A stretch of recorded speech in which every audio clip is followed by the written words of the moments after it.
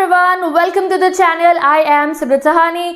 तो गाइज, अब अपने मैक्रो इकोनॉमिक्स के हम मोस्ट इंपॉर्टेंट क्वेश्चंस देखने वाले हैं। एज यू नो, हमारा एग्जाम है 18th को, तो ये वो क्वेश्चन है जो आपके एग्जाम में आपकी बहुत हेल्प करने वाले हैं। ये समझ लो, अगर आपने ये क्वेश्चन पढ़ लिए तो पेपर स्मूथ लाइक बटर होगा। तो यहाँ हम फोकस करने वाले हैं शॉर्ट एंड लॉन्ग क्वेश्चंस पे। So let's start with the chapter number 1, national income and related aggregates के इंपॉर्टेंट क्वेश्चन। और अगर आपने मेरे मैक्रो इकोनॉमिक्स का वन शॉट लेक्चर अटेंड नहीं करा है तो मैंने सभी चैप्टर्स का वन शॉट लेक्चर बना दिया है। डिस्क्रिप्शन बॉक्स में मैक्रो इकोनॉमिक्स की प्लेलिस्ट का लिंक गिवन है, वहां से जाके आप चैप्टर्स को पढ़ सकते हो। और डिफाइन कैपिटल फॉर्मेशन, तो excess of production over consumption is called investment, and investment को ही हम कैपिटल फॉर्मेशन कहते हैं। सो ये जो 1 मार्कर्स मैंने ऐड करे हैं ये आपके एग्जाम में बहुत जगहों पे हेल्प करेंगे, किसी एमसीक्यू में ये आ सकता है। डिफाइन गुड, गुड क्या होता है? In economics a good is defined as any physical object, natural और मैन मेड ऑब्जेक्ट या फिर service render that could command a price in the market. ठीक है, तो ये गुड की भी एक डेफिनेशन आपको याद रख लीजिए। Final good include only those goods which are consumed by the households. Defend or refute the given statement with valid reason. अब आपको बताना है कि क्या फाइनल गुड में से वही चीज़ें आती हैं जो हाउस होल्ड कंज्यूम करते हैं। अब कुछ बच्चे इसको ट्रू लिखाएंगे कि हाँ, हाउस होल्ड जो चीज़ों को कंज्यूम करते हैं वो फाइनल गुड है। मैंने आप लोगों को नेशनल इनकम चैप्टर पढ़ाया था तो मैंने आपको बताया था इस चीज़ को, फाइनल गुड के टॉपिक को मैंने 6 से 7 मिनट तक बार बार एक्सप्लेन करा था। एंड आई टोल्ड यू, देखो फाइनल गुड सिर्फ और सिर्फ हाउस होल्ड के कंजम्पशन के लिए नहीं होता है। इनफैक्ट जब हम कोई गुड को इन्वेस्टमेंट पर्पज से भी खरीदते हैं और वो हमारी जो है वांट को सेटिस्फाई करता है, उसको भी हम फाइनल गुड कहते हैं। तो गिवन स्टेटमेंट इज रिफ्यूटेड, ये बात गलत लिखी गई है। As final includes those goods which are either consumed by household or purchased by a producer for investment purpose। जैसे अगर मेरे घर पे चाय बनाने के लिए मैं चीनी लाई हूँ, वो हाउस होल्ड गुड हो गया कि भाई मैं उसको यूज़ करने के लिए लाई हूँ, चाय में चीनी डालूंगी, बना के पी लूँगी। ठीक है, और वहीं पे अगर मेरी एक बेकरी है और मैं उसके लिए अवन लेकर आई हूँ तो वो भी क्या होगा, एक फाइनल गुड होगा कि वो जो मुझे बेक करना है वो पर्पस को सेटिस्फाई कर देगा, तो फाइनल गुड होगा। ठीक है, चलो डिफाइन सर्कुलर, चलो डिफाइन नहीं है तो अलग क्वेश्चन है। Circular flow principle is based on the assumption that once expenditure will become others income, explain the given statement. क्या ये बात सही है? सर्कुलर फ्लो ऑफ इनकम में हमने क्या पढ़ा था? हाउस होल्ड होते हैं, फर्म होते हैं। हाउस होल्ड फर्म को क्या प्रोवाइड करते हैं? Factor services. As a result जो फर्म होती है वो फैक्टर पेमेंट्स करते हैं। जैसे हाउस होल्ड के बाद फैक्टर पेमेंट आती है उसके बाद प्रोपेंसिटी टू कंज्यूम आ जाता है। ठीक है, यानी कि खर्चा करने की जो है काबिलियत आ जाती है। फिर वो खर्चा करती है तो वो किसकी जेब में जाता है? वो जाता है वापस से हमारे एक्सपेंडिचर के रूप में फर्म की जेब में। फिर फर्म क्या करता है? गुड्स एंड सर्विसेज को भेज देता है हाउस होल्ड्स के पास में। तो ये पूरा सर्कुलर फ्लो हमने पढ़ा था। अब इसमें ये कह रहे हैं कि एक आदमी की इनकम, क्या कह रहे हैं कि एक आदमी का एक्सपेंडिचर मैंने खर्चा करा तो ऑब्वियस बात है सामने वाले की वो इनकम होगी। तो 1 man's income is other man's expenditure. क्या ये सही है? क्या बोल रही हूँ मैं? 1 man's expenditure is other man's income, तो ये बिल्कुल ठीक बात है। तो in a 2 sector economy household and firms exist to run the economy. Household factor service render कहते हैं, जो बात मैंने हिंदी में बताई है वो सब यहाँ लिखा है। वेयर फर्म्स जो है वो गुड्स और सर्विसेज उन्हें जो है प्रोवाइड कर देते हैं। दस a circular income mode the axiom, axiom मतलब ये जो ये स्टेटमेंट है, इसकी जगह आप स्टेटमेंट भी लिख सकते हो। The statement that once expenditure is other man's income holds to be true, ये ट्रू है। और ये देखो, आप अगर इसमें ना डायग्राम नॉट मैंडेटरी है इस क्वेश्चन में, बट अगर सर्कुलर फ्लो का इनकम का डायग्राम आए, मतलब कोई क्वेश्चन आए तो सर्कुलर फ्लो बना देना, रियल फ्लो का आए तो रियल फ्लो बना देना। ऐसे कुछ अगर डायग्राम्स आप अपने एग्जाम में इंक्लूड करोगे तो it will help you to gain marks. ठीक है, distinguish between capital and stock variable differentiation. आपको जो भी एग्जांपल्स याद है आप जल्दी से लाइव चैट और कमेंट सेक्शन में बताओ तुम्हें क्या क्या एग्जांपल्स आते हैं स्टॉक और फ्लो के। Stock at a point of time की बात होती है, जैसे मैं कह रही हूँ तुम्हारी सेविंग जनवरी 1 2014 को या 24 मान लो तुम, ठीक है, कितनी है? 10,000 है, तो वो पॉइंट ऑफ टाइम है। Flow relates to a period of time. ठीक है, स्टॉक में टाइम डायमेंशन नहीं होता, फ्लो में टाइम डायमेंशन होता है। स्टॉक इन्फ्लुएंस करता है फ्लो को, जितना स्टॉक ऑफ कैपिटल बढ़िया होगा उतना बढ़िया फ्लो जाएगा। And flow influences the stock. For example, monthly increase in the supply of money leads to increase in the quantity of money. यानी कि अगर फ्लो अच्छा होगा, किसी के पास पैसे का फ्लो अच्छा आ रहा है तो वो अपना स्टॉक भी बढ़ा पाएगा, भाई बहुत पैसा आएगा फ्लो में, उसके बाद तो ज़्यादा स्टॉक खरीद पाएगा। ठीक है, तो example example stock and flow के आप मुझे कमेंट सेक्शन में बताएंगे। हम नेक्स्ट डिफरेंस पे मूव करते हैं। तो कंजम्पशन गुड्स कौन से होते हैं? Goods which are consume for their own sake to satisfy current needs of the जो है कंज्यूमर, तो उसको हम कंजम्पशन गुड कहते हैं। They are use for satisfaction direct, ठीक है। कंजम्पशन गुड्स जो है हमारी बेसिक डिमांड जो होती है उन्हें जो है सेटिस्फाई कर देते हैं, जैसे फूड, शूज़, रिटेलर्स, बार्बर्स, ये हो गए सब हमारे कंजम्पशन गुड या कंजम्पशन सर्विसेज आपको, ठीक है। कैपिटल गुड्स कौन से होते हैं? जो इनडायरेक्टली हमारे डिमांड को सेटिस्फाई करते हैं, जैसे मशीन्स जो हमारे सारे के सारे गुड्स बनने में हेल्प करती हैं, वो सब कैपिटल गुड्स में आती है। टेक्नोलॉजी जिससे हमारे कोई भी गुड्स बनेंगे वो सब आते हैं हमारे कैपिटल गुड्स में, ठीक है। तो कैपिटल गुड्स फिक्स एसेट होते हैं प्रोड्यूसर्स के, which are repeatedly use in the production of other goods and services, ठीक है। They are use for generating income in production units. ये आपका इसका डिफरेंस आपको लर्न करना है, ठीक है। मैंने जो चैप्टर पढ़ाया था ना तब उसमें थोड़ा और बेटर लगवाया था मैंने यहाँ पे इसका डिफरेंस, ठीक है, और अच्छे पॉइंट्स के साथ, तो आप वो वाला लर्न करना। Explain the meaning of GDP deflator, ठीक है, या प्राइस इंडेक्स। तो GDP deflator is use to eliminate the effect of price change and to determine the real change in physical output of current year. इसका आपको formula याद कर लेना है, ठीक है, जो का पूरा फॉर्मूला लर्न कर लो। नेक्स्ट क्वेश्चन पे आते हैं। Of want, how can it be avoided? तो counting the value of commodity at every stage of production more than one time को हम डबल काउंटिंग ऑफ वांट्स कहते हैं। कैसे अवॉइड कर सकते हैं? Taking value added method in the calculation of national income by taking the value of only final commodity से national income में हम इसको अवॉइड कर सकते हैं ना। एक इंपॉर्टेंट क्वेश्चन है ये आपके एग्जाम में ना, इस टाइप के क्वेश्चन आएंगे। Are the following included in the estimation of national income of a country और नॉट? तो तुम्हें ये 1 2 3 4 दिए गए हैं और आपको बताना है क्या ये इंक्लूड होंगे या नहीं होंगे। अनएम्प्लॉयमेंट अलाउंस अंडर नरेगा, क्या ये होगा? तो भाई अनएम्प्लॉयमेंट अलाउंस क्या है? It is a transfer payment receive by those persons who are not employed, therefore it should not be included in national income, ठीक है। Next, indirect tax, sales tax, excise duty, it is not included in national income because it does not add in the flow of goods and services. Salary received by the workers under NREGA, it is included in NI because it is a factor income, मेहनत करके कमाई गई होती है salary. Income tax, compensation of employee, तो जब हम compensation of employee लगाते हैं ना, यहाँ पढ़ो इसको, it is a part of compensation of employee income, ठीक है। While calculating national income by income method, consumption of employees to be included while doing so, तो income tax to be paid by them should not be included separately. Following be a part of domestic factor income of India, give reason for your answer। तो आपको बताना है इनमें से कौन सा domestic factor income में इंक्लूडेड होगा। पहला लिखा है old age pension given by government, तो ये इंक्लूड होगी नहीं, ये ट्रांसफर इनकम होती है, मैंने आपको बताया था।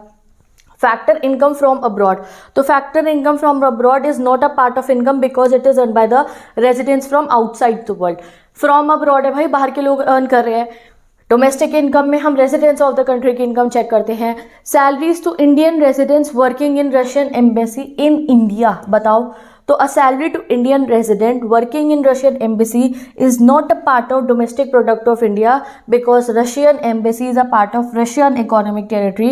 It is a factor income from abroad, क्योंकि रशिया की एम्बेसी, यहाँ पे इंडिया की एम्बेसी लिखा होता तो हम कैलकुलेट करते डोमेस्टिक इनकम में, बट अभी नहीं करेंगे क्योंकि रशिया की एम्बेसी चाहे इंडिया में हो तो वो रशिया की ही होगी, ठीक है।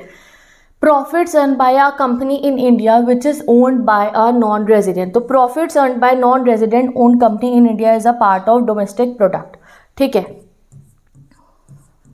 क्योंकि वो कंपनी कहाँ है? इंडिया के अंदर है। Next question, define consumption goods, तो गुड परचेज्ड और even produce for satisfaction of want को हम जो है कंजम्पशन गुड कहते हैं। Define capital goods, good capable of being used for the production of other goods को कैपिटल गुड्स कह सकते हो आप। Final goods, goods and services purchased और own produce for the purpose of consumption and investment are called final goods. Short definition है ये ना, दिमाग में बस जाएगा इससे आपके कॉन्सेप्ट। डिफाइन इंटरमीडिएट गुड, तो intermediate good refer to those goods and services which are purchased during the year by one production unit from the other production unit and completely used up or resold during the same year, ठीक है। What is nominal gross domestic product, ठीक है। तो nominal gross domestic product refer to the market value of all final goods and services within the domestic territory of a country during a financial year as estimated during the current year price. It is also called GDP at current price. तो nominal gross domestic product को GDP at current price भी कहते हैं. Define domestic product. Domestic product क्या होता है? तो the value of all factor income generated during an accounting year with domestic territory of a country is termed as domestic product या फिर domestic income. ठीक है. ट्रांसफर पेमेंट क्या होती है? Transfer payment are all those unilateral payments corresponding to which there is no value addition in the economy, जैसे gift हो गए, डोनेशंस हो गए. Next question, give the meaning of factor income to abroad and factor income from abroad, और इसका आपको examples भी देने हैं. तो factor income to abroad, it is income earn by non resident factor of production working in domestic market. ठीक है. Example, earning of a person from Bangladesh who is working in India is the factor income to abroad. Factor income from abroad, it is the income earned by residents of a country from rest of the world. Example, Indian citizen working in US earned his salary and this is treated as a factor income from abroad. ठीक है. Distinguish between the domestic product and national product. तो पूरा का पूरा difference आपको लिखो यहाँ पे. ठीक है. डोमेस्टिक प्रोडक्ट एक्सप्लेन करना है और आपको जो है इसमें नेशनल प्रोडक्ट एक्सप्लेन कर दोगे, आंसर बन जाएगा. Explain why subsidies are added to indirect tax and deducted from domestic product at market price to arrive at the domestic product at factor cost. तो आपको बताना है. तो subsidies by government are grants that decrease the price of a commodity, whereas indirect taxes are paid by firms and household that increases the final price of commodity.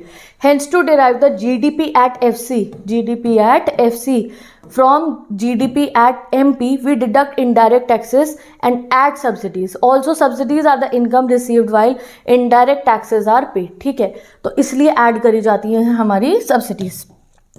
Final good include only those good which are consume by the household. Defend और refute, तो ये तो हमने पढ़ ही लिया है. Next question, discuss briefly the 3 components of income from property and entrepreneurs. तो बताओ आप, income from property and entrepreneur यानी कि ऑपरेटिंग सरप्लस में क्या क्या आता है? तो रेंट आता है, रॉयल्टी आता है, इंटरेस्ट आता है, प्रॉफिट आता है. ठीक है. तो विद दिस हम नेक्स्ट क्वेश्चन पे आते हैं. Subsidies to the producer should be treated as a transfer payment. Defend और रिफ्यूट कि सब्सिडीज टू प्रोड्यूसर्स को हम ट्रांसफर पेमेंट कहेंगे या नहीं कहेंगे. तो the given statement is defended as subsidies. Subsidy क्या होती है? Transfer payment. Subsidy financial assistance होती है, गवर्नमेंट जो हमारे को प्रोवाइड होती है. इसके लिए कोई जो है it does not contribute to the flow of goods and services, इसलिए हम इसको जो है ट्रांसफर पेमेंट कहते हैं. क्यों? सब्सिडी फ्री में मिल गई ना, हमने कोई मेहनत थोड़ी करी है उसके लिए.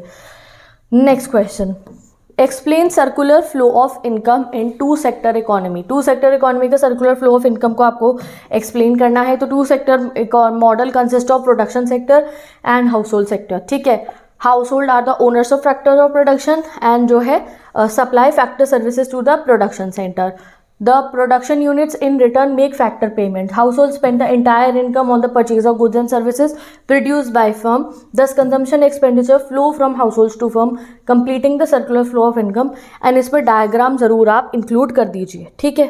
तो विद दिस ये क्वेश्चन हमारे सारे के सारे कंप्लीट. चैप्टर के इंपॉर्टेंट क्वेश्चन पढ़ते हैं जो है हमारा बैंकिंग.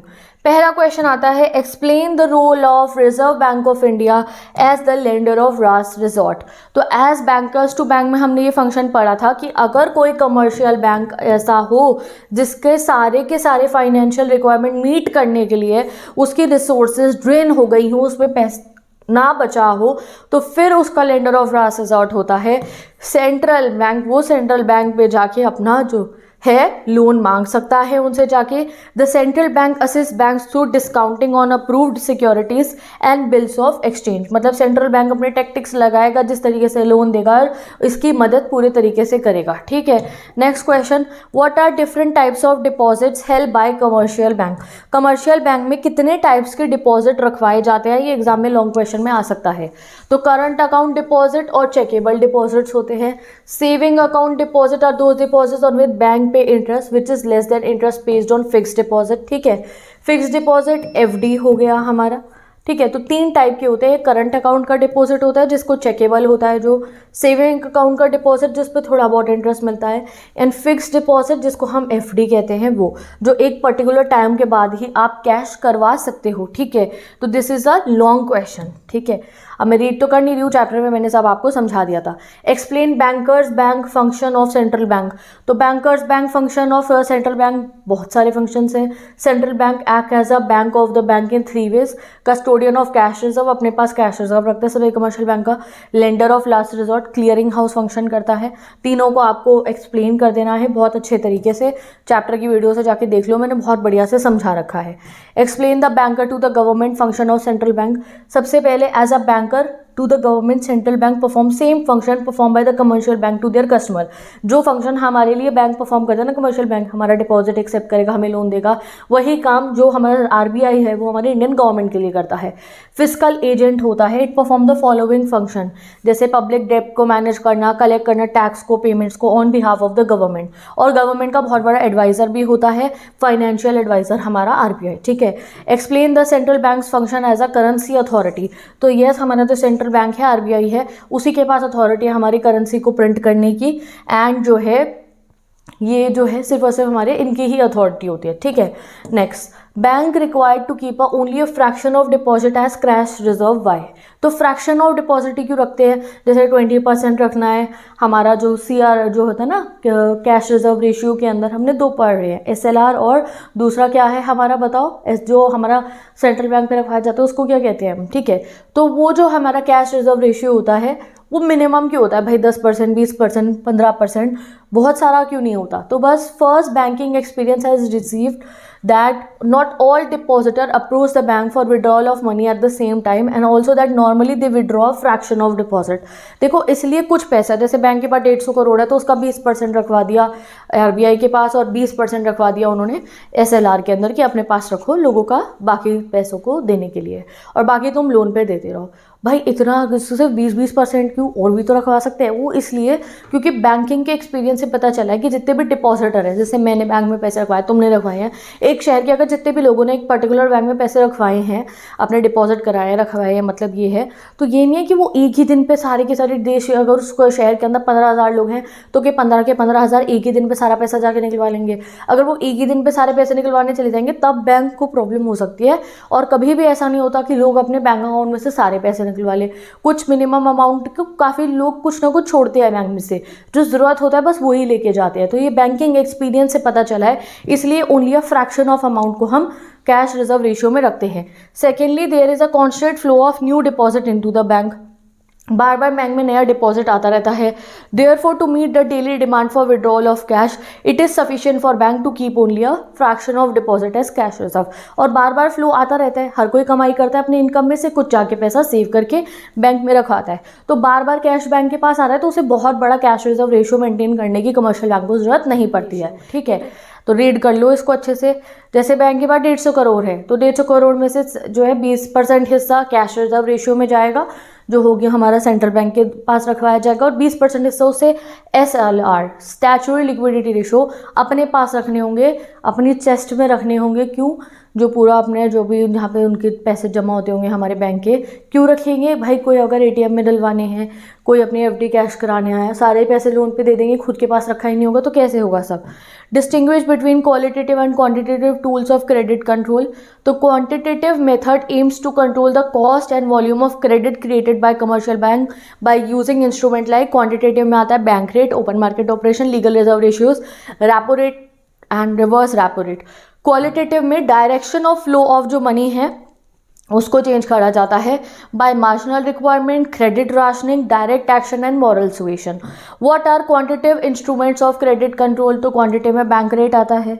ठीक है, बैंक रेट मतलब जब भी कोई कमर्शियल बैंक लोन लेता है जाके आरबीआई से तो उसके ऊपर जो इंटरेस्ट लगता है उसे बैंक रेट कहते हैं। बट बैंक रेट वाला इंटरेस्ट होता है जब आरबीआई से कमर्शियल बैंक ने लोन लिया है लंबे समय के लिए, लॉन्ग रन के लिए। रेपो रेट भी वही होता है। रेपो रेट मतलब जब भी कोई कमर्शियल बैंक अगर हमारे आरबीआई से लोन लेता है तो उस पर जो इंटरेस्ट लगता है उसको हम कहते हैं रेपो रेट। बट जब शॉर्ट पीरियड का जो है लोन होता है उसको हम उस पर जो इंटरेस्ट लगता है उसको रेपो रेट कहते हैं। रिवर्स रेपो रेट, अगर किसी कमर्शियल बैंक के पास ज़्यादा पैसा है, एक्स्ट्रा पैसा है, और जो भी उसने वो अपना एक्स्ट्रा पैसा या जो भी उसके डिपॉजिट वो करा रहा है आरबीआई के पास में, तो आरबीआई भी उसे इंटरेस्ट देगा। जैसे मेरे पे 50 लाख है और मैंने 20 लाख की एफडी बनाई है अपनी कमर्शियल बैंक में, तो कमर्शियल बैंक मुझे इंटरेस्ट देगा 20 लाख की एफडी पे। वैसे ही अगर हमारा कमर्शियल बैंक आरबीआई के पास पैसा रखवा रहा है अपना, तो आरबीआई भी उसको इंटरेस्ट देगा। तो इसको हम क्या कहते हैं, reverse repo rate. It is the rate at which RBI borrows money from the commercial bank, या फिर जो डिपॉजिट्स होते हैं ना कमर्शियल बैंक के, उस पर जो मनी दिया जो है इंटरेस्ट पे करा जाता है। ओपन मार्केट ऑपरेशन क्या है, buying and selling of government securities. Legal reserve ratio, RBI can influence the credit creation by the CRR और एसएलआर, ठीक है। तो ये क्वांटिटेटिव इतने ही हैं। क्वालिटेटिव में मार्जिनल रिक्वायरमेंट आता है, rationing of credit and moral suasion. How do the central bank control the availability of credit by open market operation. तो ओपन मार्केट ऑपरेशन में गवर्नमेंट के सिक्योरिटीज़ को सेल और परचेज करा जाता है। अगर हमारी सेंट्रल बैंक को लग रहा है कि यार मार्केट में बहुत सारा पैसा आ गया है, हमारे सेंट्रल बैंक को लग रहा है कि मार्केट में मनी सप्लाई बहुत बढ़ गया है, तो गवर्नमेंट सिक्योरिटीज़ को वो बेचना शुरू करेगा। और हर कोई इंडिविजुअल पब्लिक हो गई, बहुत सारे कमर्शियल बैंक हो गए, जो लोग होते हैं वो गवर्नमेंट सिक्योरिटीज़ को खरीदने में इंटरेस्टेड होते हैं, तो गवर्नमेंट की सिक्योरिटीज़ को खरीदने शुरू कर देंगे। अब लोग कुछ खरीदेंगे तो पैसा आरबीआई के पास चला जाएगा। अगर आरबीआई को लग रहा है कि मार्केट में पैसा जो है बहुत कम हो गया है, तो वो क्या करेगा, वो जनरल पब्लिक से जाके, कमर्शियल पब्लिक से जाके वो खुद खरीद लेगा उन सिक्योरिटीज़ को और उनको बदले में पे करेगा, तो मनी सप्लाई बढ़ जाएगा। Explain the effect of increase in bank rate और credit creation by commercial bank. तो जब बैंक रेट इंक्रीज होगा तो लोगों को लोन कम जो है, तो जब बैंक रेट इंक्रीज होगा तो कमर्शियल बैंक को हाई रेट पे लोन मिलेगा। कमर्शियल बैंक को हाई रेट पे लोन मिलेगा तो भाई वो क्या करेगा, वो हाई इंटरेस्ट रेट चार्ज करेगा अपने जो है नॉर्मल पब्लिक से। तो नॉर्मल पब्लिक लोन लेने में इंटरेस्टेड नहीं लेगी और मनी सप्लाई कंट्रोल हो जाएगा। अगर बैंक रेट कम होगा तो भाई कमर्शियल बैंक को सस्ते में लोन मिल रहा है। अब कमर्शियल बैंक को सस्ते में लोन मिलेगा तो वो इंटरेस्ट रेट कम चार्ज करेगा। कम इंटरेस्ट पे लोन मिल रहा होगा तो बहुत सारे लोग लोन लेंगे और मनी सप्लाई खुला हो जाएगा, यानी कि बढ़ जाएगा। This is explain in this question. तो मैं अपनी लैंग्वेज में आता हूँ, अपनी लैंग्वेज में लिखना। Explain the process of money creation by commercial bank. तो ये आपको पता है, इसलिए पहले 2 अजम्पशन रखने होते हैं दैट एंटायर बैंकिंग इज, ये सिस्टम इज वन बैंक, उसको हम कहेंगे, और every transaction is routed through cheque, ठीक है। तो कैसे चलता है हमारा ये, इसमें जैसे आपको पूरा बताना है कि इनिशियल डिपॉजिट आया एक बैंक के पास में 1000 रुपये, उसमें से कैश रिजर्व रेशियो अगर मैंने 20% कह दिया तो 200 रुपये अपने पास रखे, 800 का लोन दिया। हर एक ट्रांजैक्शन आएगा बैंक के पास में तो 800 का डिपॉजिट फिर आया, उसका कैश रिजर्व रेशियो रखा है, एंड देन अपने पास आगे आगे ऐसे कर करके बैंक बहुत पैसा बना लेता है। चेक करना हो बैंक टोटल पैसा कैसे बनाएगा तो उसका हमारे पास एक फॉर्मूला होता है मनी मल्टीप्लायर का। और क्रेडिट क्रिएशन जानना हो तो हम initial deposit into money multiplier कर देंगे, यानी कि इनिशियल डिपॉजिट इंटू 1/LRR कर देंगे तो पता चल जाएगा। तो credit creation is equal to 1 × 1/20%, जो आ जाएगा हमारा 5000। तो in this way commercial bank create credit more times than their cash reserve and contributes to increase in money supply in the economy. तो ये मैंने बैंकिंग का ना, बस तुमने ये क्वेश्चन कर लिए, सारे क्वेश्चन कंप्लीट हो चुके हैं। अब बस जब इन कॉन्सेप्ट्स को अच्छे से समझ लोगे तो एग्जाम में ट्रिक क्वेश्चन आएंगे, वो भी आप सॉल्व कर पाओगे। चैप्टर मनी से स्टार्ट करते हैं। पहला क्वेश्चन आता है, money makes non transferring wealth mobile. Non transferring wealth को मोबाइल बना देता है मनी, यानी कि एक दूसरे से दूसरे जने पे चली जाएगी। तो आंसर समझो, समझ जाओगे क्या पूछा गया है। Yes, it credit goes to money that it has made non-transferring wealth like building, land, mines and garden etc. Mobile. जैसे एक ज़मीन है, ज़मीन अपने आप तो एक दूसरे के पास नहीं, मनी जैसे मैंने 10 रुपये का नोट तुम्हें दिया, तुम 20 रुपये का मुझे दे सकते हो, तो ऐसे अदला बदली हो सकती है। बट ऐसे कोई लैंड थोड़ी किसी को कोई उठा के दे देगा कि भाई ये तेरा है, तू अपने घर ले जा, ये बिल्डिंग तेरी होगी, अपने घर उठा के ले जा। नहीं, वो मोबाइल नहीं है, वो चीज़ है। उनका जो है ट्रांजैक्शन कैसे पॉसिबल हो पाता है, मनी की वजह से। तो ये पूछा गया है। One can sell his property at a place getting money from it. Purchase भी कर सकता है मनी के थ्रू। जो है हम बिल्डिंग्स भी हो जाएंगी, मशीनरी भी हो जाएंगी, हर चीज़ को हम मनी के थ्रू जो है हमारा उसको एक्सचेंज कर सकते हैं, ठीक है। How far money helps in promoting additional value. Money कैसे एडिशनल वैल्यू प्रमोट करता है। तो मनी बहुत बड़ा इन्वेंशन है हमारे मॉडर्न एज का, ठीक है। ये लिक्विडिटी लाता है हमारे इकोनॉमिक सिस्टम के अंदर। Provide sufficient credit facilities, provide domestic and international trade possible है। फंडामेंटल सोर्स है कैपिटल फॉर्मेशन का। तो एक कुछ इंपॉर्टेंट क्वेश्चन है, why do all the consumption in the form of money are more convenient than toys to an employ working in toy manufacturing company. कि भाई अगर कोई ये कह रहे हैं हम कि भाई एक कंपनी है वहाँ पे टॉयज बनाते हैं तो उनको पेमेंट टॉयज में कर दो ना रेदर देन मनी, तो ये चीज़ एक्सेप्टेबल क्यों नहीं है? तो obviously toy have lack of general acceptability where money is commonly accepted as a medium of exchange. With the use of money क्या करेगा एम्प्लॉय? घर जाकर बहुत सारी चीज़ें खरीद सकता है, राशन खरीदना, कुछ खरीदना हो। तो बार्टर सिस्टम में यही प्रॉब्लम होती थी, डबल कोइंसिडेंस ऑफ वांट नहीं होती थी। अब किसी के पास 10-20 कट्टे भर के टॉयज़ हैं तो वो क्या करेगा? उसका हर एक को जाके कहेगा तुम्हें टॉय चाहिए, मुझे बदले में चावल दे दो, बहुत मुश्किल है। उस पर पैसा है अपनी सैलरी का तो वो कुछ भी उससे खरीद सकता है, ठीक है। तो यहाँ पे बार्टर सिस्टम जो मैंने आपको एग्जाम में बताया था ना, आपको ये चैप्टर एक्सप्लेनेशन में डबल कोइंसिडेंस ऑफ वांट, तो वो बताना था। Being a proper source of medium of exchange money accelerates the value of transaction. तो यस, मनी की वजह से डबल कोइंसिडेंस ऑफ वांट की प्रॉब्लम चली गई है, स्टोरेज प्रॉब्लम चली गई है, डिफर्ड पेमेंट भी चलिए जो है उसने हमारे लिए क्रिएट कर दिया है। हम स्टैंडर्ड ऑफ डिफर्ड पेमेंट कर सकते हैं मनी की वजह से, फ्यूचर में पेमेंट कर सकते हैं। तो मनी ने हमारा ट्रांजैक्शन यानी कि जो गुड्स का लेन देन है, सर्विसेज का लेन देन है, वो बहुत हाई कर दिया है। मनी की वजह से हम आसानी से कुछ भी खरीद सकते हैं, कुछ भी बेच सकते हैं, ठीक है। Next question, what determines money multiply? Money multiply के क्या चाहिए आपको? लीगल रिजर्व रेशियो चाहिए होता है। State any two components of M1 के 2 कंपोनेंट्स बता दो। तो currency with public and demand deposits with bank. What are demand deposit? तो demand deposit are the deposit which are payable by the bank on demand by the customer at any time. Define barter system. Barter system of exchange is a system in which goods are exchange for goods. What is meant by double coincidence of want? The double coincidence of wants mean that good in possession of 2 different person must be useful and needed by each other, ठीक है। Commercial bank क्या होता है? Commercial bank एक financial institution है जो perform करता है function of accepting the deposit from the public and making loans and investment with the motive of earning profit. Money multiplier, credit multiplier या डिपॉजिट मल्टीप्लायर बताओ। तो when the primary cash deposit in banking system leads to multiple expansion in the total deposit, it is known as money multiplier और credit multiplier. Define central bank. The central bank is the apex institution of a country's monetary system. The design and the control of country's monetary policy is main responsibility of central bank. India's central bank is RBI. What will be the effect of a rise in bank rate of money supply? Money supply reduce हो जाएगी। Medium of exchange function of money, तो money हमारी help करता है। कोई भी goods और service हमें अगर अवेल करनी हो तो वो हम मनी के थ्रू डायरेक्टली कर सकते हैं। मनी ने हमारी लाइफ में से डबल कॉन्फिडेंस ऑफ वांट्स की प्रॉब्लम को सॉल्व कर दिया है। तो ये 1, 2, 3 लाइन में इसका आंसर गिवन है गाइस। मैं बार बार रीड नहीं कर रही हूँ, मैंने आपको पूरा का पूरा चैप्टर्स में समझाया है। आप क्वेश्चंस, ये सब क्वेश्चंस को प्रैक्टिस करो, ठीक है। Explain the working of money multiplier with the help of numerical. तो money multiplier refer to the process of credit creation by commercial bank with the help of initial deposit made by the public and legal reserve ratio. Money multiplier is equal to 1/LRR। Suppose initial deposit है 1000 करोड़ और LRR है 10%। तो पहले हम money multiplier निकालेंगे, 1/LRR हो गया हमारा 1/10%, ठीक है, इंटू इनिशियल डिपॉजिट। तो टोटल डिपॉजिट हमारा इज इक्वल टू क्या होगा? इनिशियल डिपॉजिट इंटू 1/LRR, और इससे हमारा आंसर आ जाएगा 1000 इंटू 10। अगर हम पूरा वो कर देंगे अपनी क्वेश्चन को सॉल्व तो आ जाएगा 10,000 करोड़ रुपए, ठीक है। क्रेडिट कितना क्रिएट कर लिया फाइनली? 10,000 करोड़ रुपए। किससे? 1000 करोड़ से, ठीक है।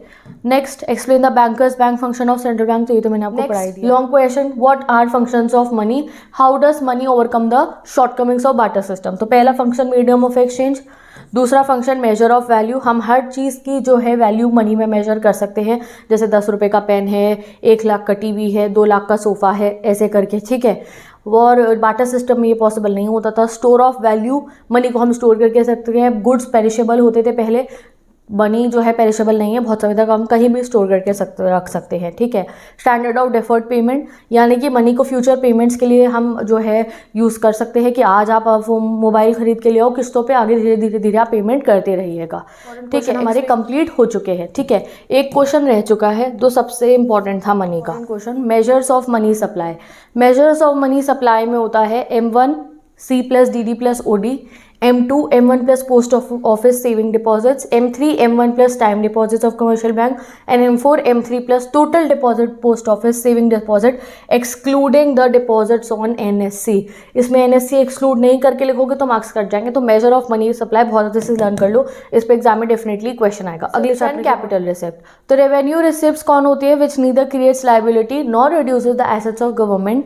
मेजर फीचर होते हैं, इट डज नॉट क्रिएट जो है liability, to the government. It does not reduce the assets of the government. They are regular and recurring in nature, जैसे कि tax revenue, non tax revenue.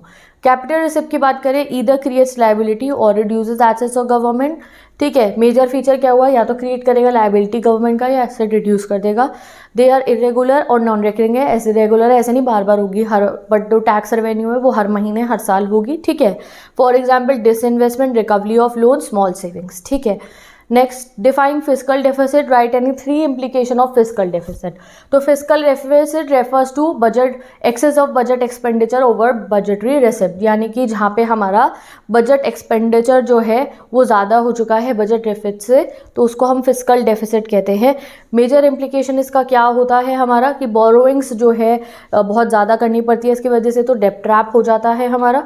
ठीक है, creates inflationary situation in country, foreign dependence बढ़ जाता है, financial dependence future generation पे आ जाता है. Explain how economic slow down of an economy could lead to revenue deficit. अगर इकोनॉमी स्लो डाउन हो जाएगी तो रेवेन्यू डेफिसिट कैसे आएगा. तो it is a situation when low level of aggregate demand leads to low investment and low growth rate of GDP. In such a situation tax revenue of the government is bound to fall, which mean decrease in the revenue receipt. अगर government की revenue receipt decrease हो गई तो obviously revenue deficit होगा. ठीक है, tax rate on higher income groups have been increase. Which economic value does it reflect. क्यों जो है टैक्स बढ़ाए गए हैं हायर इनकम पे, ये क्या शो कर रहा है. तो higher tax on the rich people reduce the inequality of income. Higher tax rich पे लगेगा तो वो जो है टैक्स जो कलेक्ट लगेगा पुअर को सब्सिडीज के रूप में बांटा जाता है. It will also provide more resources to government to spend on the poor. Explain how the government is issuing an instrument for reducing the inequalities in income. तो गवर्नमेंट कैसे इनकम की इनइक्वालिटी को रिड्यूस कर सकती है, तो अमीर लोगों पे टैक्स लगा के और गरीब लोगों को वेलफेयर प्रोवाइड करके. ठीक है, also known as redistribution of income and wealth. Progressive tax on the rich and through providing job opportunities and transfer payments is the achieving goal. Government also aim to achieve regional equality by providing facility to rural area, basically infrastructure facility for bringing balanced growth. तो अगर government को जो है balance growth करनी है तो वो क्या करेगी, रूरल एरियाज में जाके जो है डेवलपमेंट ऑफ प्रोग्राम्स चलाएगी. Next question, do disinvestment and loan proceed from abroad constitute to revenue receipts of government. Disinvestment मतलब क्या हुआ, आपने अपनी कोई एसेट को बेच दिया. ठीक है, तो उससे क्या होगा, आपके पास रेवेन्यू आएगा. ठीक है, बट वो हमारा कैपिटल रिसिप्ट में हम रिकॉर्ड करते हैं, और जो लोन है हमारा वो भी हमारा कैपिटल रिसिप्ट में आता है, तो इसलिए ये रेवेन्यू रिसिप्ट में नहीं आएगा. No disinvestment and loan proceed from abroad are capital receipts because this investment reduces the asset. क्योंकि डिसइन्वेस्टमेंट हो रहा है तो मतलब आपका एसेट रिड्यूस हो रहा है. एंड सीआर वो होते हैं जिसमें हमारा एसेट रिड्यूस होते हैं या लाइबिलिटी इंक्रीज होती है. एंड जब हम बाहर से लोन लेंगे तो हमारा लाइबिलिटी इंक्रीज होगा, तो ऑब्वियसली नो आएगा इसका answer. Next question, classify the following statement in the revenue receipt and capital receipt. Financial help from multinational corporation for victims in a flood affected area. ये क्या होगा, ये रेवेन्यू रिसिप्ट में आएगा, क्योंकि इससे ना ही हमारा कोई एसेट रिड्यूस हो रहा है ना ही हमारी कोई लाइबिलिटी बढ़ रही है. Sale and purchase of public sector undertaking by a private company. आपने अपना पब्लिक सेक्टर गवर्नमेंट ने बेच दिया, गवर्नमेंट का एसेट रिड्यूस हो गया, ये सीआर हो गया. आंसर्स लिखिए, रीड करते रहो. Dividend paid to the government by the State Bank of India. Dividend government के पास पेमेंट आई है by the State Bank of India, तो ये रेवेन्यू रिसिप्ट में आएगा, क्योंकि इससे ना ही कोई हमारी जो है लाइबिलिटी क्रिएट हुई है, ना ही कोई हमारा एसेट जो है वो रिड्यूस हुआ है. Borrowing from International Monetary Fund obviously CR है, क्योंकि इससे लाइबिलिटी इंक्रीज होगी. Is deficit financing always beneficial. Deficit को फाइनेंस करना क्या बेनिफिशियल है? No, deficit financing is beneficial if it promotes economic growth by creating new infrastructure. यानी कि अगर हमारा बीओपी में अगर हमारा बजट में, बीओपी कहाँ से आ गया, अगर हमारा बजट में एक्सपेंडिचर ज़्यादा है और खर्च जो है हमारी कमाई कम है, तो वो अच्छा सिर्फ तभी होगा अगर हमें देश में बहुत बड़ा डेवलपमेंट दिख रहा हो कि अरे यार इतने हाईवे बने हैं, अरे यार इतना सारा काम हुआ है हमारी जनता की भलाई के लिए, तो चलो ठीक है. फिर अगर हमारा जो है नुकसान हुआ भी है कि कमाई कम हुई है और खर्चा ज़्यादा हुआ है, तो कोई बात नहीं, वो खर्चा किसी प्रोडक्टिव काम के लिए हुआ है. बट अगर वो हमें नहीं दिख रहा हो तो वो गलत चीज़ है. No, deficit financing is beneficial only if it promotes economic growth by creating new infrastructure. It is harmful when it generate inflationary tendencies in the economy. अगर इस सब की वजह से कि भाई हमारी कमाई कम हुई और खर्चा ज़्यादा हुआ, इससे अगर महंगाई बढ़ जाए और बहुत ज़्यादा इन्फ्लेशन आ जाए तो ये गलत है. The government provides essential items of food, grains almost free to family below the poverty line. Which objective of government is trying to fulfill? क्या गवर्नमेंट बजट का कौन सा ऑब्जेक्टिव है ये?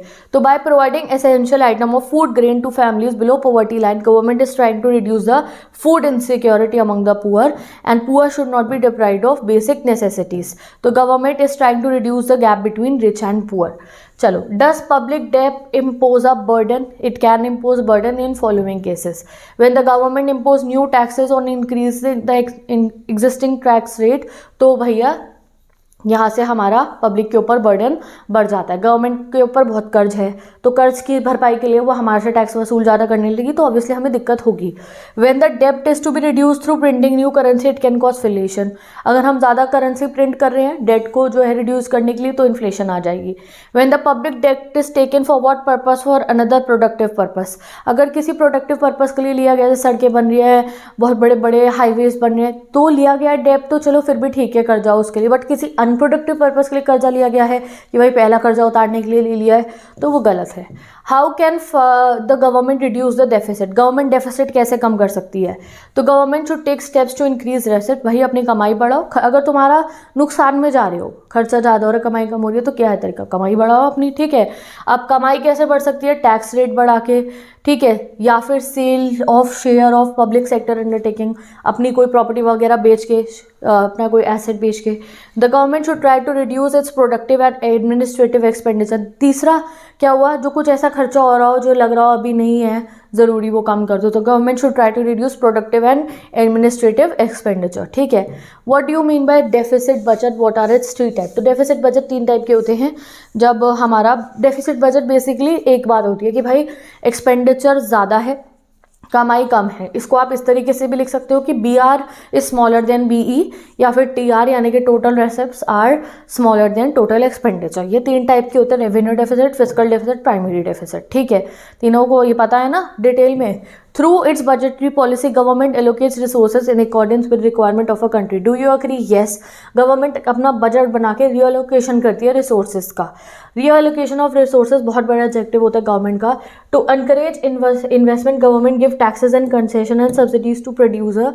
Government discourages the production of harmful goods by promoting heavy taxes. जैसे alcohol वगैरह पे heavy tax लगाती है गवर्नमेंट कि उसका प्रोडक्शन अगर ज़्यादा हो भी रहा है तो भाई लोग ज़्यादा कंज्यूम ना करें उसे फिर, ठीक है। और खादी जैसे प्रोडक्ट्स को वो जो है सब्सिडीज प्रोवाइड करती है। Also undertakes production of those goods where private sector does not take interest, ठीक है। Next question, what do you mean by revenue deficit? तो जब रेवेन्यू डेफिसिट कब होता है? जब रेवेन्यू एक्सपेंडिचर और मोर देन रेवेन्यू रेसिप्ट, तो रेवेन्यू डेफिसिट होता है, ठीक है। तो revenue deficit is equal to R E minus R R. इसकी मेजर इम्प्लीकेशन क्या है? वार्निंग सिग्नल है गवर्नमेंट का कि खर्चे कम कर दो, ठीक है। It indicates inability of the government to meet regular and recurring expenditure. It also employs that government has to make up deficit from capital receipts which may lead inflationary situation in the economy. Next, what do you mean by unbalance budget? Unbalance budget हमारा कौन सा होता है? 2 type का, या तो surplus हो सकता है यानी कि भैया कमाई ज़्यादा हो गई है, total receipts are greater than total expenditure, या फिर डेफिसिट जहाँ पे total receipts are smaller than total expenditure. Mention any one objective of government, ठीक है। State any one government budget का objective. Through revenue expenditure policy the government strives to achieve high rate of growth. What is direct tax, what is indirect tax? जो भी definition तुम्हें याद है वो जरूर लर्न कर लो, एग्जाम में जरूर आएगी, ठीक है। What is progressive tax? Progressive tax is a tax that causes relatively less real burden on the poor and more on the rich. Regressive tax is tax that causes relatively more real burden on the poor and less on the rich. Value added tax क्या है? Value added tax indirect taxes which is impose on value added at various stages of production. Capital budget is the statement of all capital receipt and estimated जो है हमारा capital expenditure during a fiscal year. Capital receipt are those receipt which either create a liability और reduce in the हमारे assets, ठीक है। Capital expenditure which leads to creation of asset और reduction in liabilities. Give two example of capital receipt, recovery of loan, borrowings. Give two example of capital expenditure, expenditure on the purchase of land, loans granted by the central government to state government. अपने next chapter determination of income, output and employment के most important question, बहुत important chapter है ये, तो please इसके question ध्यान से देखो। What are different components of aggregate demand? Aggregate demand के डिफरेंट कंपोनेंट्स कौन से होते हैं? तो सबसे पहले होता है प्राइवेट फाइनल कंजम्पशन एक्सपेंडिचर, यानी कि जो फाइनल एक्सपेंडिचर हाउस होल्ड और फर्म जो है फाइनल गुड्स एंड सर्विसेज के ऊपर जो है करती हैं ड्यूरिंग अकाउंटिंग ईयर, ठीक है। देन गवर्नमेंट फाइनल एक्सपेंडिचर, यानी कि जो भी खर्चा गवर्नमेंट करेगा for the purchase of goods and services to satisfy need of economy. Next investment expenditure, जो भी इन्वेस्टमेंट के रूप में हम एक्सपेंडिचर करेंगे वो। एंड लास्ट में net exports, it is a difference between value of exports of goods and services and value of imports of goods and services. ठीक है, ये एग्रीगेट डिमांड की जो है हमारे कॉम्पोनेंट्स है। Distinguish between average propensity to save and marginal propensity to save. ठीक है, तो जो है देखो आपको पता है दैट जब भी हमारी इनकम अगर हम अपनी कंसिडर करें तो हमारी इनकम का कुछ हिस्सा हम खर्च करते हैं और कुछ हिस्सा हम सेव कर लेते हैं। ठीक है, तो यहाँ पे आपसे पूछा गया है एवरेज प्रोपेंसिटी टू सेव बताना है, तो APS is equal to savings upon income. ठीक है, सेविंग्स अपॉन इनकम, इनकम को हम वाई से डिनोट करते हैं, refers to the ratio of saving of the corresponding level of income. क्या होता है एपीएस? क्या होता है APS? Refer to the ratio of saving to the corresponding level of income. तो एपीएस क्या होता है? APS is equal to S upon Y. वहीं पे अगर हम मार्जिनल प्रोपेंसिटी टू कंज्यूम की बात करें तो मार्जिनल प्रोपेंसिटी टू सेव, अगर हम मार्जिनल प्रोपेंसिटी टू सेव की बात करें तो मतलब कि हमारी जो बड़ी हुई इनकम होती है उस पर हमने कितनी सेविंग करी। फॉर्मूला क्या होता है? M P S is equal to change in income, या आपको जो है हमारा delta S upon delta Y, ratio of change in saving upon change in income. ठीक है, इसका फॉर्मूला गिवन है। अगला क्वेश्चन पे आते हैं अब हम अपना। अगला क्वेश्चन है हमारा डिफाइन एग्रीगेट सप्लाई। तो aggregate supply refers to the total production of commodity in the economy at a given point of time which is measured in terms of value added और total income generated. It also refers to disposable income. जो हमारा aggregate supply होता है is equal to income भी होता है, यानी कि consumption plus saving. A S is equal to consumption plus saving. अगर हमारी जो इनकम है, हमारी इनकम को हम दो तरीके से यूज़ करते हैं, या तो उसे कंज्यूम करेंगे या उसे सेव करेंगे। तो aggregate supply is equal to C plus S. Investment multiplier, right relationship between investment multiplier with MPC and MPS. तो investment multiplier refer to multiple change in income as a result of small change in investment. देखो आपको पता है जैसे ही आप investment करोगे वैसे ही आपकी इनकम में चेंज आएगा। हमारा बहुत बढ़िया शोरूम है बट चल नहीं रहा था, तो तुमने क्या करा? ऐड बनवाने में तुम्हारा खर्चा लगा, वो तुम्हारा इन्वेस्टमेंट है। तुम अपने काम को चलाने के लिए तुमने वो इन्वेस्टमेंट करा, अब तुम्हारा वो ऐड चलने लग गया टीवी पे और बहुत सारे लोग आके तुम्हारे से खरीदारी करने लग गए। तो उससे क्या हुआ? तुम्हारी इन्वेस्टमेंट करने का उस ऐड के ऊपर तुम्हें फ़ायदा मिला, तुम्हारी इनकम बढ़ गई, लोग आके तुम्हारे से खरीदारी कर रहे हैं। तो भाई जो है इन्वेस्टमेंट मल्टीप्लायर में हम क्या जांचते हैं? Investment multiplier refer to the multiple change in income as a result of small change in investment. कि अगर हम थोड़ा सा बहुत इन्वेस्टमेंट कर रहे हैं अपने किसी भी काम में तो उससे हमारी इनकम पे क्या इफेक्ट आएगा, उसको हम कहते हैं investment multiplier. Relationship between K and MPC की अगर हम बात करें तो K is equal to 1/1 minus MPC, इसका पॉजिटिव रिलेशन है होता है। और अगर एमपीएस की बात करें तो के का और एमपीएस का नेगेटिव रिलेशन होता है। के इज इक्वल टू 1/MPS। तो ये फॉर्मूला आपको याद रखने हैं। नेक्स्ट क्वेश्चन पे आते हैं अब हम। नेक्स्ट क्वेश्चन है हमारा explain the distinction between voluntary and involuntary unemployment. तो थ्योरी बेस्ड क्वेश्चन में ये जरूर पूछा जाएगा।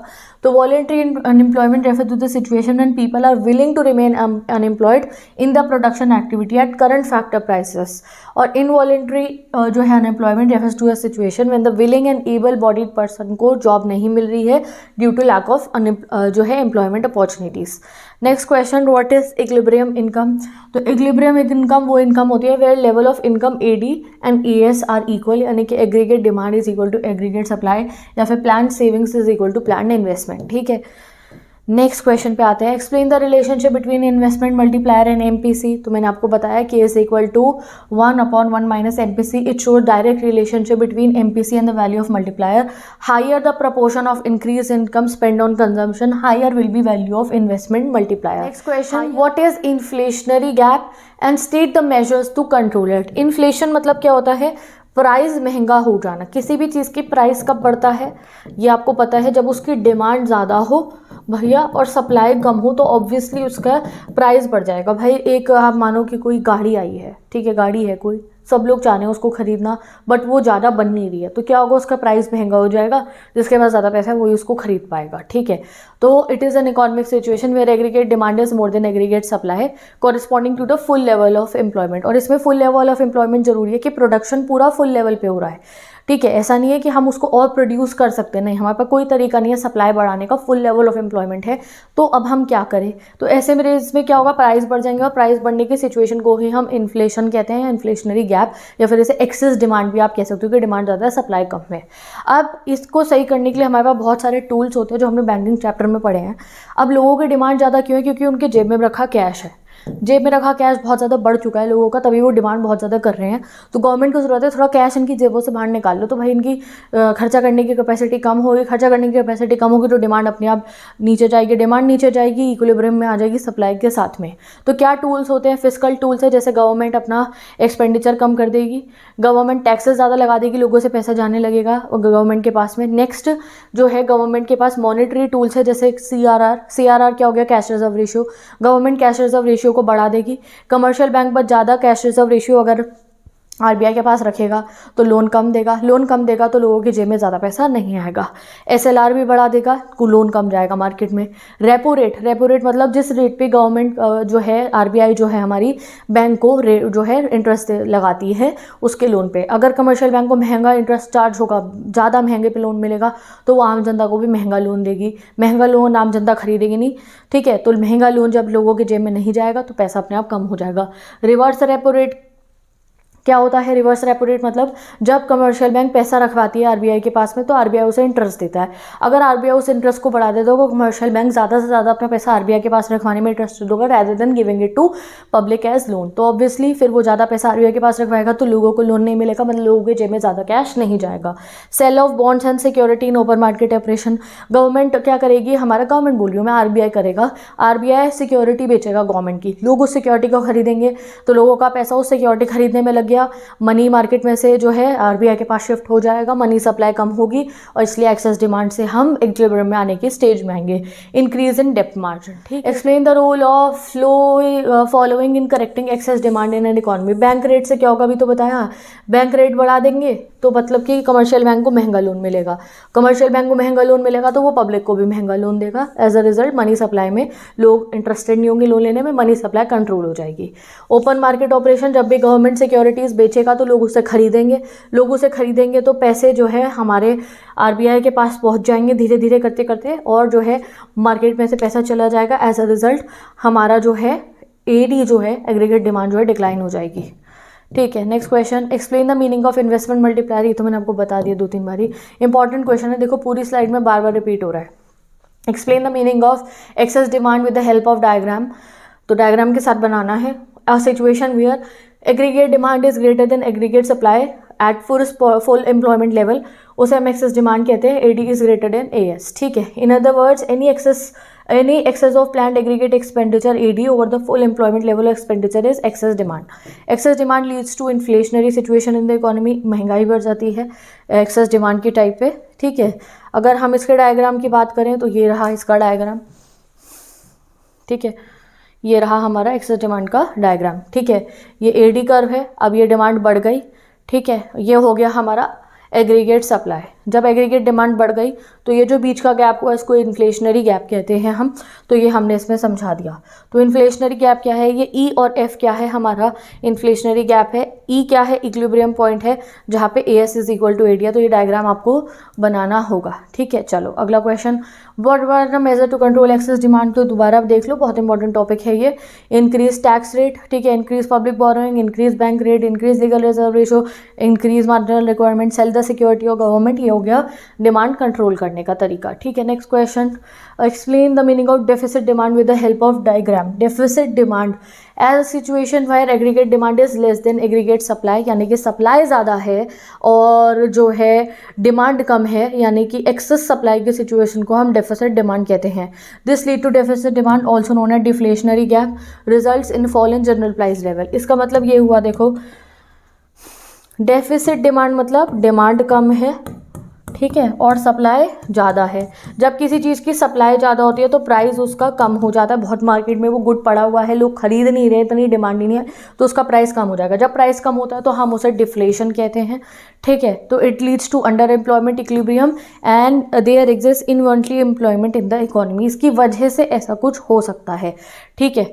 चलो this situation leads to under employment equilibrium. इसकी वजह से क्या होगा, अंडर एम्प्लॉयमेंट इक्विलिब्रियम बन जाएगा हमारा, और इससे इनवॉलंटरी अनएम्प्लॉयमेंट, यानी कि जो लोग जॉब करना चाह रहे हैं, इसमें देखो ऐसी सिचुएशन में क्या होगा, सप्लाई ज़्यादा है, मतलब बहुत सारे फाइनल गुड्स बन के तैयार पड़े हैं फैक्ट्रियों के अंदर, ठीक है। तो वो जब तैयार पड़े होंगे और वो बिक नहीं रहे, तो फैक्ट्री वाले क्या करेंगे, लोगों को काम से निकालना शुरू कर देंगे, तो एम्प्लॉयमेंट कम हो जाएगी, ठीक है। और वो लोग जो काम करना चाहते हैं और वो फैक्ट्री में काम करने के लिए जॉब मांगने जाएंगे, तो वो कहेंगे अरे हमारे पे इतना गुड तैयार पड़ा है, सप्लाई इतनी तैयार है, लोग खरीद ही नहीं रहे, और हम क्यों एम्प्लॉयमेंट दे तुम्हें। तो इनवॉलंटरी अनएम्प्लॉयमेंट बढ़ जाएगी, जो लोग चाह रहे हैं जॉब करना उन्हें जॉब नहीं मिलेगी, ठीक है। समझ गए आप लोग। नेक्स्ट क्वेश्चन पे आते हैं अब हम। Write any 4 important points related to APC. तो AP is always more than 1 before the break-even point. APC is equal to 1 at the break-even point. AP is less than 1 after the break-even point. APC falls with increase in income and APC can never be 0, क्योंकि APC में C आता है और C कभी 0 नहीं हो सकता। जो कंजम्पशन है हमारा वो हमेशा ऑटोनॉमस कंजम्पशन रहता ही रहता है, सी बार कभी ज़ीरो नहीं हो सकता। चाहे आप कुछ कमाई ना करो, आप खर्चा तो ज़रूर करोगे, ठीक है। तो APC can never be zero, exam में ऐसा ट्रू फॉल्स में आ सकता है, no APC can never be zero.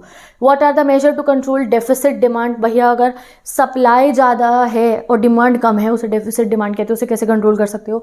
तो increase public expenditure, decrease the tax rate. मतलब भैया लोग ज़्यादा डिमांड क्यों नहीं कर रहे, जेब में पैसा नहीं है खर्च करने के लिए, इसलिए ज़्यादा कुछ कंज्यूम नहीं कर रहे हैं, डिमांड कम कर रहे हैं। तो क्या है, पैसा नहीं है लोगों पे, अब पैसा देना पड़ेगा लोगों को, टैक्स रेट घटा दो, पब्लिक बोरोइंग बढ़ा दो, कंट्री में बोरोइंग्स आएगी, पैसा आएगा, बैंक रेट घटा दो, लीगल रिजर्व रेशियो घटा दो, रेपो रेट घटा दो, रिवर्स रेपो रेट घटा दो, मार्जिनल रिक्वायरमेंट घटा दो, परचेज कर लो सिक्योरिटी, आरबीआई सिक्योरिटी परचेज कर लेगी, जनता पे पब्लिक पे पैसा पहुंचेगा, and as a result supply of money बढ़ जाएगा। Large question, long question. Explain with the help of schedule how equilibrium level of income is determined considering AD AS. ADS approach बतानी है, ये यहाँ चल रही है, ऐसे रीड कर लो, खुद से बना के देखनी है। लॉन्ग क्वेश्चन है, खुद से करना है घर पे प्रैक्टिस। एडीएस अप्रोच और सेविंग इन्वेस्टमेंट है, उसको बना के पेपर पे अच्छे से देखो। अब आखिरी चैप्टर के इंपॉर्टेंट क्वेश्चन देखते हैं, फॉरेन एक्सचेंज। नेक्स्ट चैप्टर के इंपॉर्टेंट क्वेश्चन देखते हैं, बैलेंस ऑफ पेमेंट, ठीक है।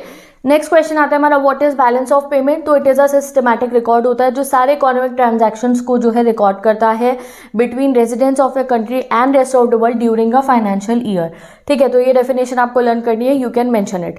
Define the term balance of trade. तो it is a systematic record of visible items in a financial year, in the other words the value of imports and exports of commodities. If the export exceed import, BOT is said to be favourable, और vice versa unfavourable हम कह देंगे इसको। Favourable BOT is equal to export receipts जो है वो ज़्यादा है इम्पोर्ट रिसिप्ट से, ठीक है। Next question, autonomous transaction and accommodating transactions का डिफरेंशिएशन। तो ऑटोनॉमस ट्रांजैक्शन टेक प्लेस करते हैं प्रॉफिट पर्पस के लिए, अकोमोडेटिंग होता है बीओपी को मैनेज करने के लिए इक्विलिब्रियम पोजीशन में। These transactions are responsible for deficit or surplus in BOP. Autonomous transaction की वजह से डेफिसिट या सरप्लस आता है BOP में। एंड अकोमोडेटिव ट्रांजैक्शंस अगर हम करते हैं तो उससे हमारा करेक्शन होता है, ठीक है, BOP के सरप्लस और डेफिसिट में। These involve movement of goods across the countries। यहाँ across the countries का मूवमेंट देखा जाता है। These do not involve movement of goods across the country। Autonomous items को हम अबव द लाइन आइटम कहते हैं, अकोमोडेटिव ट्रांजैक्शंस को हम बिलो द लाइन आइटम कहते हैं। नेक्स्ट क्वेश्चन आता है, बैलेंस ऑफ ट्रेड और बैलेंस ऑफ जो है आप पेमेंट में डिफरेंशिएट करो। Balance of payment account of a country record, क्या रिकॉर्ड करता है balance of payment? Transaction between residents and non residents. What is mean by visible items? तो visible items include material goods such as sugar, cloth, machine etcetera which can be seen or touch, measured and weighted and which are duly recorded at the custom barriers. What is the meaning of invisible item? To invisible item on the other hand refer to different kind of services such as transport, banking, insurance. Why are imports entered as negative item in the balance of payment? तो import leads to outflow of foreign exchange in the country, thus they are जो है record करे जाते हैं on the negative side यानी कि debit side. How is deficit or a surplus on the current account restored? Deficit और surplus को कैसे रिस्टोर करा जाता है? तो deficit on the current account is restored through the surplus on capital account and surplus on the current account is restored through the deficit on capital account. How do we finance deficit on current account BOP in case official reserve with RBI are not moved? ठीक है, अगर हमें deficit current account of BOP का जो है remove करना है और उस केस में हम जो है ऑफिशियल रिजर्व विद RBI और नॉट मूव्ड, ऑफिशियल रिजर्व को नहीं छेड़ रहे हैं हम, तो हम क्या करेंगे, बोरोइंग्स करेंगे। तो we are left with two alternatives, we borrow from rest of the world, we sell our assets, ठीक है, to the rest of the world. तो दो तरीके हैं हमारे पास करंट अकाउंट और जो है हमारा बीओपी को जो है मतलब इक्विलिब्रियम में लाने के लिए। अगर हम ऑफिशियल रिजर्व अकाउंट से अपना जो है सही नहीं कर रहे हैं तो हम क्या कर सकते हैं, रेस्ट ऑफ द वर्ल्ड से बोरो कर सकते हैं या अपने फाइनेंशियल असेट्स को बेच सकते हैं। A country with trade deficit can not have current account surplus in its balance of payment. तो ये क्या कह रहे हैं, a country with trade deficit can not have current account surplus in the balance of payment. Do you agree with this statement? Discuss. कि जो country trade deficit पे है उसके करंट अकाउंट को सरप्लस कभी नहीं हो सकता। किसी का ट्रेड डेफिसिट है करंट अकाउंट पे, यानी कि ट्रेड कम हो रहा है करंट अकाउंट पे, तो क्या उस वाली जो कंट्री है उसका बैलेंस ऑफ पेमेंट का अकाउंट सरप्लस में नहीं जा सकता, यानी कि उसके जो वो हो गया हमारा credit side greater than debit side नहीं हो सकती? तो हो सकती है अगर इनविजिबल आइटम्स का जो है वो बढ़ जाएगा। तो no surplus in current account can arise when the deficit on trade account is less than surplus account or invisible. It means when balance of invisibles is in surplus greater than the deficit of visible or trade, we will have current account surplus. तो अगर goods जो visible items का अगर जो है surplus नहीं हुआ but अगर services का surplus हो गया तो चल जाएगा बात, ठीक है। Name the broad category of transactions recorded in the capital account. इनमें से तुम्हें बताना है कि जो है कैपिटल अकाउंट के जो भी कुछ रिकॉर्ड करा जाता है वो क्या करा जाता है। तो it refers to the account which shows the changes in assets and liability of a country. It means capital account record the flow of debts, investment received and paid. Main transaction of the account क्या होते हैं हमारे जो है capital account के, foreign investment, borrowings, flow of banking capital, NRI deposit, short term डेब्ट। तो ये कैपिटल अकाउंट के कॉम्पोनेंट्स पूछे गए हैं, ठीक है। Next question, what is official reserve account? How does official reserve account is used to create equilibrium in BOP? So it refers to foreign exchange reserve held by the central bank. Every transaction in official reserve account is to create balance and equilibrium in BOP. Every transaction in current account and capital account will generate foreign exchange or decrease foreign exchange. So finally, every transaction will cause a change in foreign exchange reserve. Many countries show official reserve account as a separate account, but it can be shown as a part of capital account according to accounting rules. एक long question है, 12th question, इसको आप line by line read करो यहाँ पे board पे से। यहाँ इस क्वेश्चन में पूछा गया what is official reserve account and how does official reserve account is used to create equilibrium in BOP.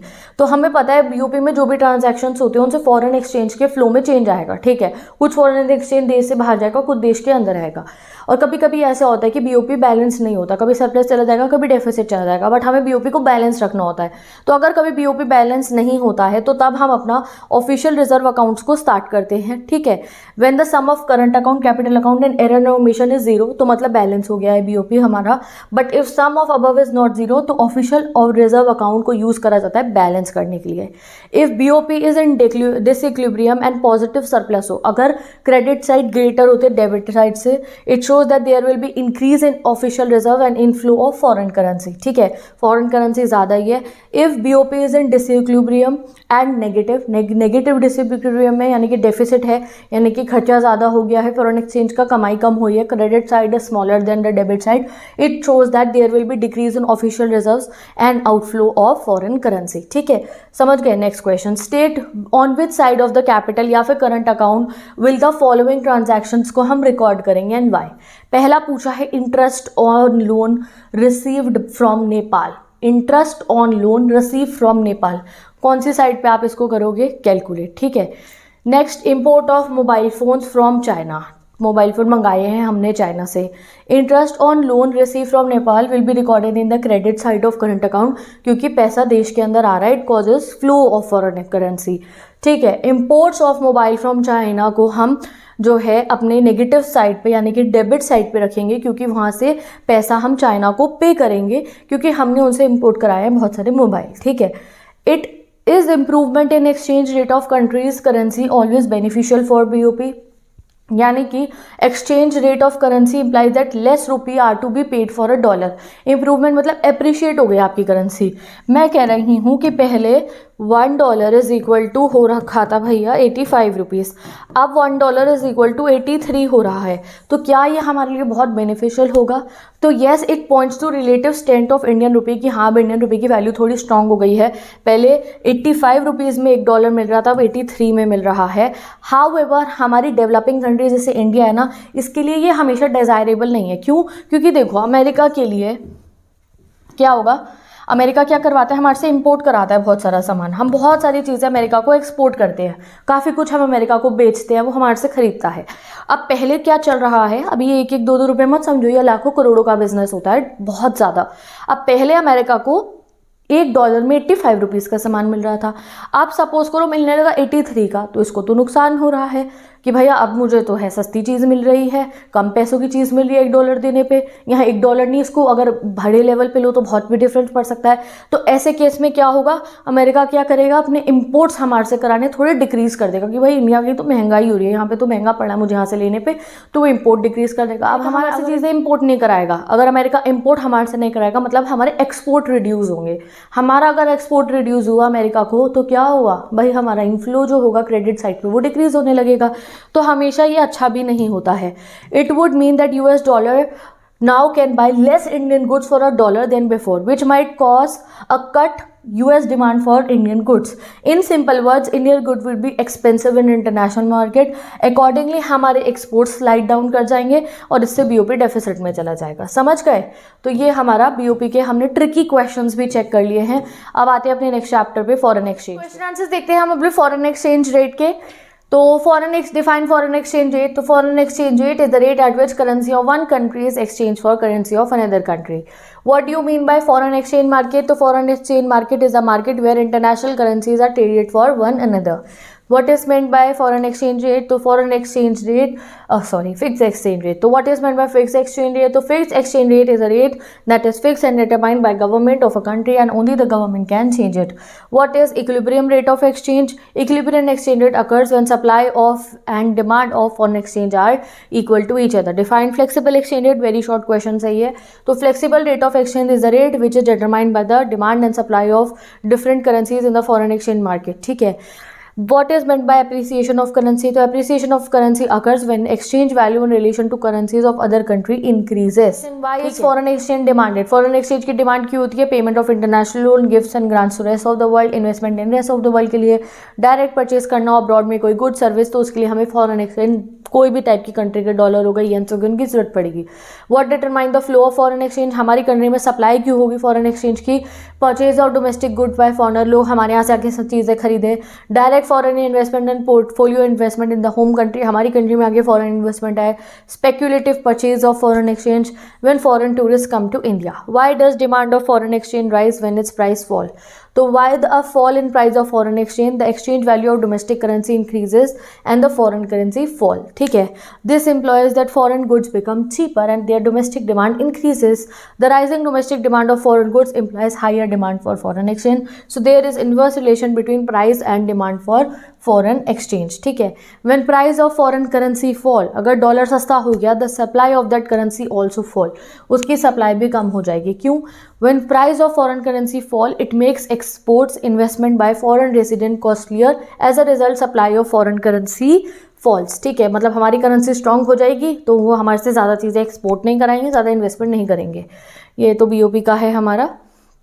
Explain the why there is rise in demand for a foreign currency when price falls. तो when price fall of a foreign currency falls, imports are cheaper. जब foreign currency का price fall होता है तो import cheaper हो जाते हैं, so more demand करते हैं हम import की। अब import कराने के लिए हमें foreign exchange चाहिए, तो इसलिए डिमांड for foreign exchange बढ़ जाती है। Distinguish between fixed and flexible exchange rate system. तो when foreign exchange rate is fixed by central bank government, it is called fixed exchange. When foreign exchange rate is determined by market forces, it is called flexible exchange. So with this हमने entire syllabus के हर एक chapter के macro economics के important question refer कर लिया है। बाकी आप मैक्रो इकोनॉमिक्स की प्लेलिस्ट से जाके रिवीजन करना स्टार्ट करो। वहाँ पे जितना आप उन चैप्टर्स को अच्छे से पढ़ रहे हो, साथ में नोटबुक रख के हर कॉन्सेप्ट को जो है रिटर्न करते रहो, तुम्हें जो है सब कुछ प्रिपेयर हो जाएगा। तो मैं चलती हूँ, bye bye, take care, best of luck. हम मिलेंगे नेक्स्ट वीडियो।